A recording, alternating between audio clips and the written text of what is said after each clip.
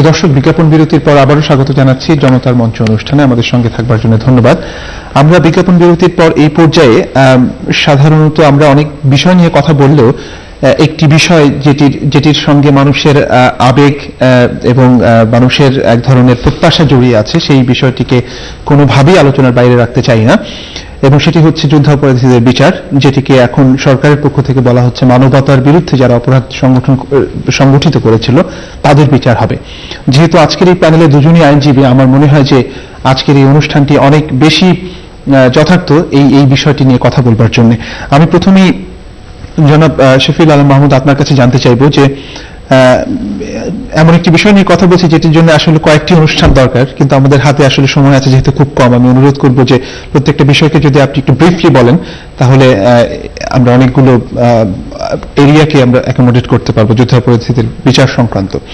প্রথম কথা হচ্ছে যে যুদ্ধাপরাধীদের বিচারের ব্যাপারে জাতীয় সংসদ নির্বাচনে যে ধরনের ম্যান্ডেট এসছে বা যে ধরনের ঐক্যমত এসছে, এর বাইরে নতুন করে আবার মানুষ চায় কিনা, কিভাবে চায়, এই ধরনের একটি বিষয় বিশেষ করে বিরোধী দলের পক্ষ থেকে, জামাতের পক্ষ থেকে বলা হচ্ছে যে মানুষ আসলে নিরাপদ না সরকারের হাতে। কিন্তু সরকারের পক্ষ থেকে বলা হচ্ছে বা মহাজোটের পক্ষ থেকে বলা হচ্ছে যে তাদেরকে তো সেই ম্যান্ডেটটা দিয়ে দেওয়া হয়েছে। এখন প্রক্রিয়া নিয়ে যে কথাগুলো হচ্ছে, প্রক্রিয়াতে বলা হচ্ছে যে সেখানে অস্বচ্ছতা আছে।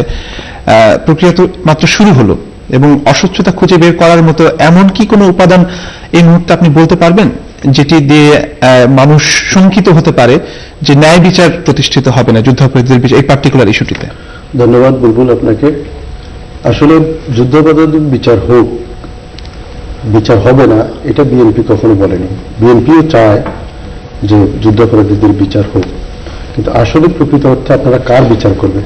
কি যুদ্ধাপরাধীদের বিচার করবেন, নাকি মানবতার বিরুদ্ধে অপরাধ যারা করেছে তাদের বিচার করবেন, নাকি আপনারা রাজনৈতিকভাবে কাউকে ঘায়েল করার জন্য সেদিকে এগোচ্ছেন? সেটাই হচ্ছে দেখার বিষয়।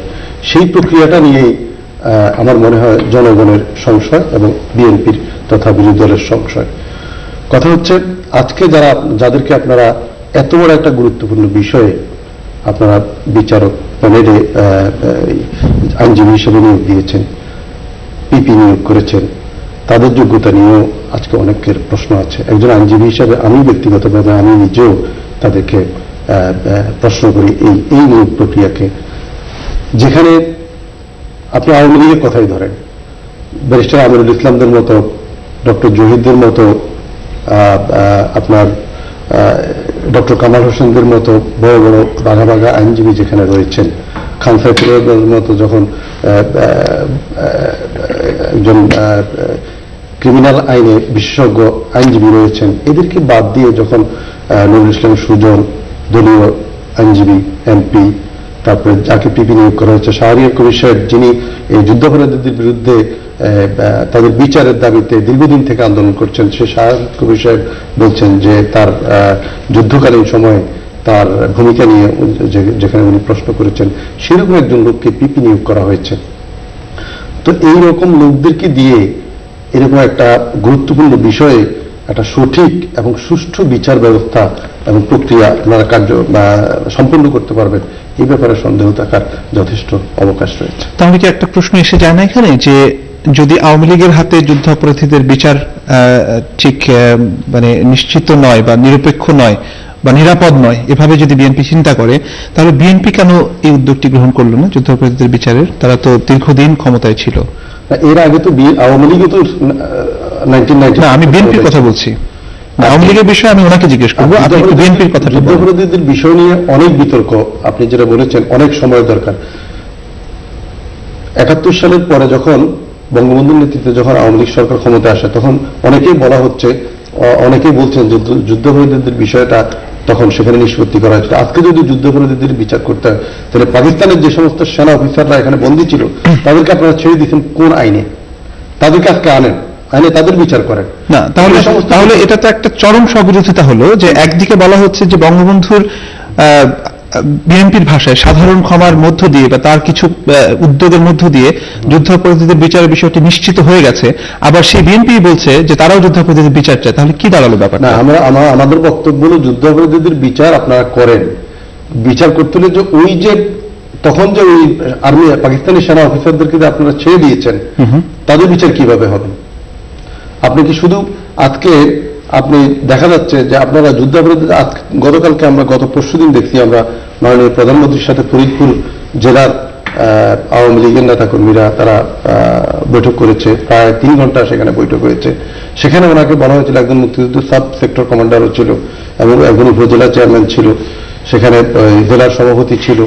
তারা সেখানে অভিযোগ করেছিল যে মাননীয় প্রধানমন্ত্রীর ব্যয়, যে বর্তমান যে আমাদের শ্রমমন্ত্রী, ওনার ফাদার একজন রাজাকার ছিলেন এবং উনি নারী নির্যাতন করেছেন এবং উনি অনেকগুলো ঘর বাড়ি যুদ্ধকালীন সময় উনি নিজে নেতৃত্ব দিয়ে উনি পুড়িয়েছেন।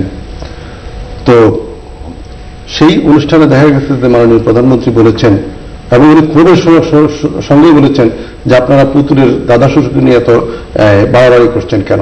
সেখানে তো আমার ভাই শেখ সলিমও তো মুসাবিনী শমশেরের সাথে আত্মীয়তা করেছে, আরেকজন রাজাকার সাথে আত্মীয়তা করেছে, আপনারা সেটা নিয়ে তো কোনো কথা বলেন না। এই যে, তো এখন যদি আওয়ামী লীগ যদি ওই ধরনের বিতর্কিত লোকজনদেরকে যদি মন্ত্রী বানাইতে পারে, তাদেরকে যদি বিচারের কাঠগড়া দাঁড় করানো না হয়, তাদেরকে যদি সরকারের অংশ করা হয়, তাদের সাথে আত্মীয়তা করে যদি তাদেরকে পুনর্বাসিত করা হয়, তাহলে তো আমাদের অবশ্যই প্রশ্ন দেখা দিতে পারে যে যুদ্ধাপরাধীদের সঠিক বিচার এই সরকার চায় না। ধন্যবাদ। আমি আসবো প্রশান্ত হোসেন বুড়ো আপনার কাছে, আমি একটি কল নিয়ে ফিরে আসবো প্যানেলে। হ্যালো, আসসালামু আলাইকুম, কে আছেন লাইনে? জি আমি ওই যে আমার এক বন্ধু ব্যারিস্টার কি ওনার নাম যে আমি কথা বলে গেলেন, জি শফিউল আলম মাহমুদ, আইনজীবী। জি, ওনাকে বলছি যে আপনারা যদি যুদ্ধ অপরাধের বিচার চান, যদি যুদ্ধ অপরাধের বিচার চান, তাহলে আপনারা অপেক্ষা করেন না কেন? আপনাদের যদি হার্ট অ্যান্ড সোল আপনারা মনে করেন যে যুদ্ধ অপরাধের বিচার এই দেশে হোক, তাহলে আপনারা অপেক্ষা করেন।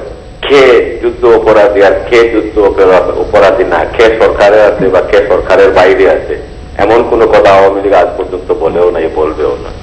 এটা যদি আওয়ামী লীগের প্রশান্ত বড়ুয়া যিনি বসা আছেন, উনি যদি যুদ্ধ অপরাধের খাতারে থাকেন, তো উনাকেও আমরা আদালতের কাজ করায় দাঁড় করাবো। এইটা নিয়ে রহস্য কি? এইটা নিয়ে কোনো কিছুই নাই, ক্রিস্টাল ক্লিয়ার। যুদ্ধ অপরাধী যেই হোক তার বিচার হবে, যার বিরুদ্ধে এনাফ এভিডেন্স পাওয়া যাবে আদালত তার বিচার করবে, এটাতে কোনো সন্দেহ নাই। এখানে তামাই চাপাইয়া টানায় টানাই করে কোনো কিছু লাভ হবে না। যুদ্ধ অপরাধীর বিচার না হওয়া পর্যন্ত বাংলাদেশের মানুষ সঠিক পথে এগুতে পারবে না, দেশের উন্নতি হবে না। এইটার জন্য মনে প্রাণে যদি একজন সচেতন দেশপ্রেমিক প্রত্যেকের উচিত এই কন্ট্রোভার্সিয়াল কথাগুলো বলে যুদ্ধ অপরাধীদেরকে আর সাহস যোগানোর জন্য আমি বলবো আমার বন্ধুকে যে এই ধরনের কথাবার্তা না বলাটাই উত্তম। সে যদি যুদ্ধ অপরাধী যেই হোক, আমি বললাম আমার ছোট ভাই প্রশান্ত বড়ুয়া এখানে যে বসা আছে, কেউ যদি যুদ্ধ অপরাধীর সাথে অপরাধী হয়ে তাকে আওয়ামী লীগের রিপ্রেজেন্টেটিভ করতেছে, তাকেও আমরা আদালতের কাজ করায় দাঁড়াবো। আমার বিরুদ্ধে যদি কোনো এভিডেন্স থাকে, কোনো কিছু থাকে, আমিও আদালতের কাজ করায় দাঁড়াবো। ধন্যবাদ। আপনার বক্তব্যটুকু আমরা পেয়েছি, যেহেতু আপনার উদ্দেশ্যে আমি একটু সংক্ষেপে আপনি যদি কিছু বলার থাকে বিষয়ে।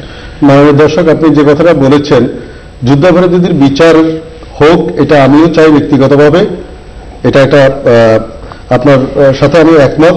আপনি অপেক্ষা করতে বলেছেন, আমরা অপেক্ষা করি, কিন্তু আমরা তখনই আমাদের মনে প্রশ্ন জাগে যখন চট্টগ্রামের মেয়র মহিউদ্দিন সাহেব বলে যে আমি চট্টগ্রাম থেকে 500 যুদ্ধাপরাধীর তালিকা বানাবো। তখনই যে উনি কি যুদ্ধাপরাধের তালিকা বানাচ্ছে, ওনারা সংখ্যা নির্ধারণ করে দিচ্ছে যে 500 যুদ্ধাপরাধী কি 500 না 5000 না 5 লাখ, সেটা তো তদন্তের মাধ্যমে প্রকাশ পাবে। আগেই যদি আপনি নির্ধারণ করে দেন যে যুদ্ধাপরাধীর সংখ্যা এত হবে, তাহলে তো সেই বিচারের প্রক্রিয়া নিয়ে অবশ্যই সংশয় দেখা দিতে পারে এবং প্রশ্ন দেখা দিতে পারে। ধন্যবাদ। আমি জনাব প্রশান্ত হোসেন বড়ুয়া আপনার কাছে আসতে যাচ্ছি এই প্রসঙ্গে। ধন্যবাদ। আমি খুব সংক্ষেপে, সময় কম, আমি কয়েকটা বুলেট পয়েন্টে আমাদের নিজেদের এবং দর্শকদের দৃষ্টি আকর্ষণ করব।